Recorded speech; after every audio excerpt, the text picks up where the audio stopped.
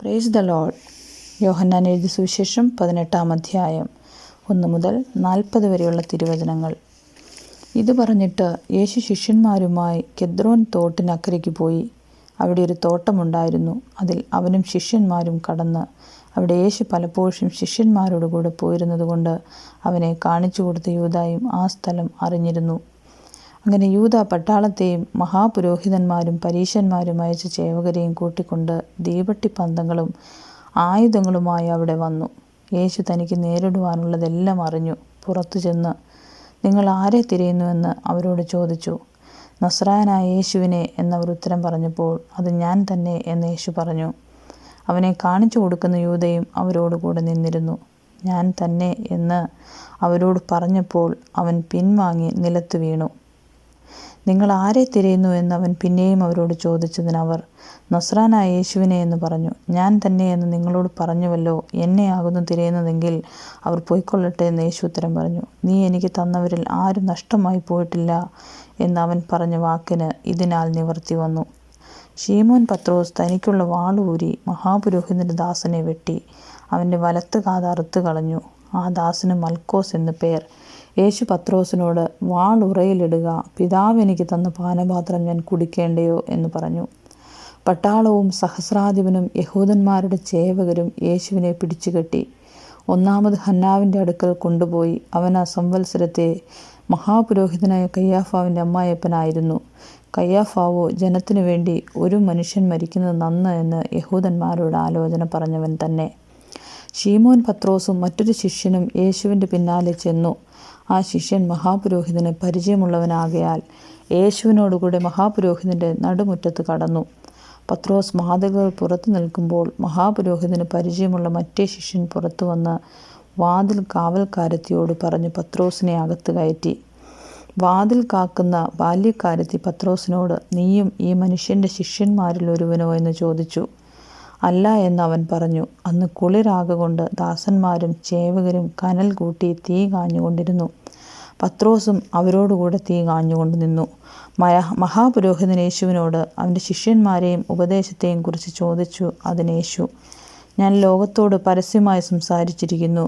പള്ളിയിലും എല്ലാ യഹൂദന്മാരും കൂടുന്ന ദേവാലയത്തിലും ഞാൻ എപ്പോഴും ഉപദേശിച്ചു, രഹസ്യമായി ഒന്നും സംസാരിച്ചിട്ടില്ല. നീ എന്നോട് ചോദിക്കുന്നതെന്ത്? ഞാൻ സംസാരിച്ചതെന്തെന്ന് കേട്ടവരോട് ചോദിക്കുക. ഞാൻ പറഞ്ഞത് അവർ അറിയുന്നു എന്നുത്തരം പറഞ്ഞു. അവൻ ഇങ്ങനെ പറയുമ്പോൾ ചേവകരിൽ അരികെ നിന്ന് ഒരുത്തൻ മഹാപുരോഹിതനോട്, ഇങ്ങനെയോ ഉത്തരം പറയുന്നത് എന്ന് പറഞ്ഞു. യേശുവിൻ്റെ കന്നത്തൊന്നടിച്ചു. യേശു അവനോട്, ഞാൻ ദോഷമായി സംസാരിച്ചുവെങ്കിൽ തെളിവ് കൊടുക്ക, അല്ലെങ്കിൽ എന്നെ തല്ലുന്നത് എന്ത് എന്ന് പറഞ്ഞു. ഹന്നാവ് അവനെ കെട്ടപ്പെട്ടവനായി മഹാപുരോഹിതനായ കയ്യാഫാവിൻ്റെ അടുക്കൽ അയച്ചു. ശീമോൻ പത്രോസ് തീ കാഞ്ഞു നിൽക്കുമ്പോൾ, നീയും അവൻ്റെ ശിഷ്യന്മാരിൽ ഒരുത്തനല്ലയോ എന്ന് ചിലർ അവനോട് ചോദിച്ചു. അല്ല എന്ന് അവൻ മറുത്തു പറഞ്ഞു. മഹാപുരോഹിതൻ്റെ ദാസന്മാരിൽ വെച്ച് പത്രോസ് കാതറുത്തവൻ്റെ ചാർച്ചക്കാരനായ ഒരുത്തൻ, ഞാൻ നിന്നെ അവനോടുകൂടെ തോട്ടത്തിൽ കണ്ടില്ലയോ എന്ന് പറഞ്ഞു. പത്രോസ് പിന്നെയും മറുത്തു പറഞ്ഞു. ഉടനെ കോഴി കൂകി. പുലർച്ചയ്ക്ക് അവർ യേശുവിനെ കയ്യാഫാവിൻ്റെ അടുക്കൽ നിന്ന് ആസ്ഥാനത്തിലേക്ക് കൊണ്ടുപോയി. തങ്ങൾ അശുദ്ധമാകാതെ പെസഹ കഴിപ്പാൻ തക്കവണ്ണം ആസ്ഥാനത്തിൽ കടന്നില്ല. പീലാത്തോസ് അവരുടെ അടുക്കൽ പുറത്തു വന്നു, ഈ മനുഷ്യൻ്റെ നേരെ എന്ത് കുറ്റം ബോധിപ്പിക്കുന്നു എന്ന് ചോദിച്ചു.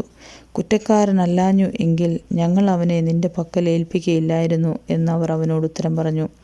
പീലാത്തോസ് അവരോട്, നിങ്ങൾ അവനെ കൊണ്ടുപോയി നിങ്ങളുടെ ന്യായപ്രമാണപ്രകാരം വിധിപ്പീൻ എന്ന് പറഞ്ഞതിന് യഹൂദന്മാർ അവനോട്, മരണശിക്ഷയ്ക്കുള്ള അധികാരം ഞങ്ങൾക്കില്ലല്ലോ എന്ന് പറഞ്ഞു. യേശു താൻ മരിപ്പാനുള്ള മരണവിധം സൂചിപ്പിച്ച വാക്കിന് ഇതിനാൽ നിവർത്തി വന്നു. പീലാത്തോസ് പിന്നെയും ആസ്ഥാനത്തിൽ ചെന്ന് യേശുവിനെ വിളിച്ചു. നീ യഹൂദന്മാരുടെ രാജാവോ എന്ന് ചോദിച്ചു. അതിനുത്തരമായി യേശു, ഇത് നീ സ്വയമായി പറയുന്നതോ മറ്റുള്ളവർ എന്നെക്കുറിച്ച് നിന്നോട് പറഞ്ഞിട്ടോ എന്ന് ചോദിച്ചു. പീലാത്തോസ് അതിനുത്തരമായി, ഞാൻ യഹൂദനോ? നിന്റെ ജനവും മഹാപുരോഹിതന്മാരും നിന്നെ എൻ്റെ പക്കൽ ഏൽപ്പിച്ചിരിക്കുന്നു. നീ എന്ത് ചെയ്തു എന്ന് ചോദിച്ചതിന് യേശു, എൻ്റെ രാജ്യം ഐഹികമല്ല. എൻ്റെ രാജ്യം ഐഹികമായിരുന്നുവെങ്കിൽ എന്നെ യഹൂദന്മാരുടെ കയ്യിൽ ഏൽപ്പിക്കാതെ വണ്ണം എൻ്റെ ചേവകർ പോരാടുമായിരുന്നു. എന്നാൽ എൻ്റെ രാജ്യം ഐഹികമല്ല എന്നുത്തരം പറഞ്ഞു. പീലാത്തോസ് അവനോട്, എന്നാൽ നീ രാജാവ് തന്നെയല്ലോ എന്ന് പറഞ്ഞതിന് യേശു, നീ പറഞ്ഞതുപോലെ ഞാൻ രാജാവ് തന്നെ. സത്യത്തിന് സാക്ഷി നിൽക്കേണ്ടതിന് ഞാൻ ജനിച്ച് അതിനായി ലോകത്തിൽ വന്നുമിരിക്കുന്നു. സത്യതൽപരനായവൻ എല്ലാം എൻ്റെ വാക്ക് കേൾക്കുന്നു എന്നുത്തരം പറഞ്ഞു. പീലാത്തോസ് അവനോട്, സത്യമെന്നാൽ എന്ത് എന്ന് പറഞ്ഞു. പിന്നെയും യഹൂദന്മാരുടെ അടുക്കൽ പുറത്തു ചെന്ന് അവനോട്, ഞാൻ അവനിലൊരു കുറ്റവും കാണുന്നില്ല. എന്നാൽ പെസഹയിൽ ഞാൻ നിങ്ങൾക്ക് ഒരുത്തനെ വിട്ടുതരിക പതിവുണ്ടല്ലോ. യഹൂദന്മാരുടെ രാജാവിനെ വിട്ടുതരുന്നത് സമ്മതമോ എന്ന് ചോദിച്ചതിന് അവർ പിന്നെയും, ഇവനെ വേണ്ട, ബറബ്ബാസിനെ മതി എന്ന് നിലവിളിച്ചു പറഞ്ഞു. ബറബ്ബാസോ കവർച്ചക്കാരൻ ആയിരുന്നു. ആമേൻ.